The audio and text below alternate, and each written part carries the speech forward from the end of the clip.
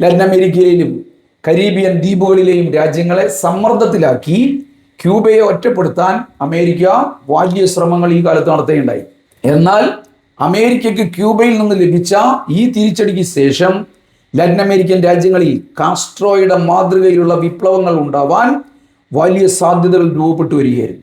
ആ സാധ്യതകളെ ഇല്ലാതെയാക്കാൻ അമേരിക്കക്ക് കോടിക്കണക്കിന് രൂപയാണ് ചെലവഴിക്കേണ്ടി വന്നതെന്നുള്ളതാണ് ചരിത്രം രേഖപ്പെടുത്തിയത്. കമ്മ്യൂണിസ്റ്റ് ആശയമെന്ന് പറഞ്ഞ് ഒരിക്കലും അമേരിക്കക്കാർ കേൾക്കാൻ കൂട്ടാക്കാതിരുന്ന, ഇഷ്ടപ്പെടാതിരുന്ന ഭൂപരിഷ്കരണം ക്യൂബയിൽ ഫിദൽ കാസ്ട്രോയുടെ നേതൃത്വം നടക്കുകയായിരുന്നു. വൻകിട ജന്മിമാരിൽ നിന്നും മുതലാളിമാരിൽ നിന്നും ഭൂമിയെല്ലാം പിടിച്ചെടുത്ത് പണിയെടുക്കുന്ന, അധ്വാനിക്കുന്ന പാവപ്പെട്ട കർഷകർക്ക് നൽകുകയായിരുന്നു ക്യൂബ ഭൂപരിഷ്കരണത്തിലൂടെ ചെയ്തത്. ഈ ആശയം നടപ്പിലാക്കുന്നതിന് വേണ്ടി മറ്റ് ലാറ്റിൻ അമേരിക്കൻ രാജ്യങ്ങളെ അമേരിക്കക്ക് നിർബന്ധിക്കേണ്ടി വന്നു. എന്താ കാര്യം ചോദിച്ചാൽ, ക്യൂബയിൽ നടപ്പിലാക്കിക്കൊണ്ടിരിക്കുന്ന ഈ നയങ്ങൾ തങ്ങളുടെ രാജ്യത്തും നടപ്പിലാക്കണമെന്ന് ആവശ്യപ്പെട്ടുകൊണ്ട് അവിടുത്തെ അമേരിക്കയുടെ പാവ ഗവൺമെന്റുകളെ തകർക്കുന്നതിന് വേണ്ടിയിട്ടുള്ള ജനകീയ പ്രതിരോധം ശക്തിപ്പെട്ടു വന്നപ്പോഴാണ് ആ ഗവൺമെന്റുകളോട് നിങ്ങൾ ക്യൂബയിൽ നടത്തിയിട്ടുള്ള ഭൂപരിഷ്കരണം നടപ്പിലാക്കണമെന്ന് അമേരിക്കക്ക് ആവശ്യപ്പെടേണ്ടി വന്നു.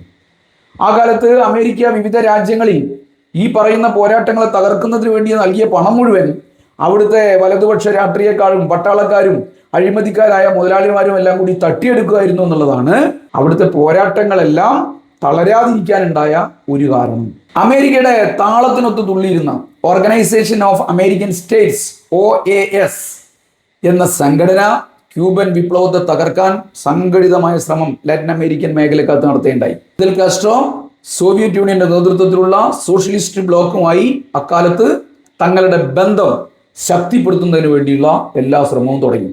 വേറെ വഴിയൊന്നും ക്യൂബയുടെ മുന്നിൽ അക്കാലത്ത് ഉണ്ടായിരുന്നില്ല. തുടർന്നുണ്ടായ ക്യൂബൻ മിസൈൽ പ്രതിസന്ധി രണ്ടാം ലോക മഹായുദ്ധത്തിന് ശേഷം ലോകം കണ്ട ഏറ്റവും അപകടകരമായ നിമിഷമായിരുന്നു. ക്യൂബക്ക് നേരെ അമേരിക്ക നടത്തിക്കൊണ്ടിരിക്കുന്ന അധിനിവേശങ്ങളെ ശക്തമായി ചെറുക്കും എന്ന് സോവിയറ്റ് യൂണിയൻ പ്രഖ്യാപിച്ചു. പ്രതിരോധത്തിനുള്ള സംവിധാനങ്ങളെല്ലാം ഉണ്ടാക്കി.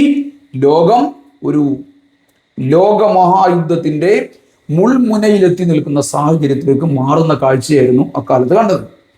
ക്യൂബയെ ആക്രമിക്കാനുള്ള അമേരിക്കൻ നീക്കത്തെ ചെറുക്കാൻ സോവിയറ്റ് യൂണിയൻ ഈ മേഖലകളിലെല്ലാം മിസൈലുകൾ സ്ഥാപിച്ചു.